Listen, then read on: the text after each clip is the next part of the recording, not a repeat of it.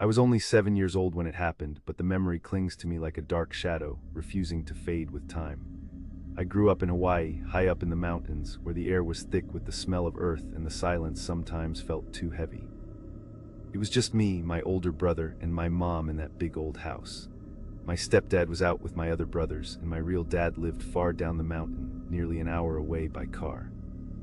That afternoon, my brother and I were playing video games, enjoying the comfort of our small world. But as the sun slipped away, the house seemed to hold its breath. The hallway light outside our door went off, and the darkness crept in like something watching from the corners. We noticed Mom's bedroom light was still on, and her door was open, but when we went to find her, her room was empty. We knocked on the bathroom door where she was supposed to be taking a bath, no answer. The tub was full of water, warm and still, but Mom was nowhere to be found. My brother, protective and scared, put me on the bed and called out into the dark hallway, but nothing stirred except shadows creeping farther in.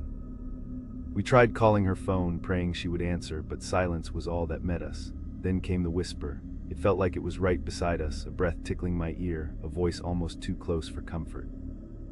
It said, "He's hiding." I screamed, and my brother wrapped a blanket around my shoulders, urging me to close my eyes, shield myself from the darkness that was closing in.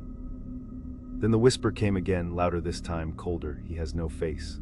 My heart pounded. That moment felt like the ground disappeared beneath my feet. Something unseen had entered our home, something that wasn't human, something that fed on fear. My brother called our stepdad and my real dad, desperation sharpening his voice as he tried to explain what was happening, what we had heard. We hid in Mom's room for what felt like forever, every second stretching into endless dread. Finally, the men arrived, tearing through every corner, every closet, searching for answers. Then we heard the laughter, Mom's laughter, wild and unhinged, rumbling from the living room. It was nothing like her warm smile. It was a mad thing, echoing off the walls, a sound that clawed at my soul. Mom suddenly bolted to the bathroom and began vomiting something thick and black, like ink bleeding from her. The house seemed to shudder with her sickness, the darkness pressing harder against the edges of our world. She recovered and pretended it was all a strange dream, but the shadows had taken root in me and my brother. We never forgot those words, that whisper that promised a terror hidden in the fabric of our lives, a faceless watcher lurking in the corners, waiting. As the years passed, I realized that the wound left by that night was not just a memory, but a gateway. The darkness that spoke to us was hungry. It grew inside me, twisting my fear into something sharp and cold, a hunger for revenge against whatever had stolen my mother's peace and haunted our home. I started to see things, creatures with empty faces watching from mirrors, whispers behind closed doors, shadows slipping through walls. The more I chased the truth, the deeper the darkness took hold, feeding on my pain and fear until I felt myself slipping away. My brother warned me to stop, to let the nightmare rest, but I could not. The faceless thing was not done. It had made its home in our family, in our blood. In the dead of night, I performed a ritual, a desperate act to unmask the horror and drag it into the light. I burned salt and herbs, chanted words I barely understood, and called out to the nameless thing that hid behind a face it could not wear.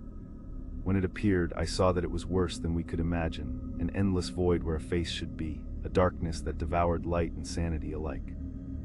I screamed and fought, pouring every ounce of hatred and pain into that final moment. I managed to banish it, but at a terrible cost. The darkness had marked me. Now, when I look in the mirror, I sometimes catch a glimpse of my own face peeling away, revealing something faceless and empty beneath. The shadows whisper to me still, telling me I belong to them now, that the wound is forever open. My brother says I have changed, that the light inside me has dimmed to a flicker, and sometimes I believe him. But the faceless watcher is gone from our home, at least for now. I live with the scars of that night, haunted by the memory and the price I paid for revenge. The darkness is patient, and I know one day it will come for me again, but until then I wait, eyes wide open, knowing that some wounds never heal, and some faces are better left unseen.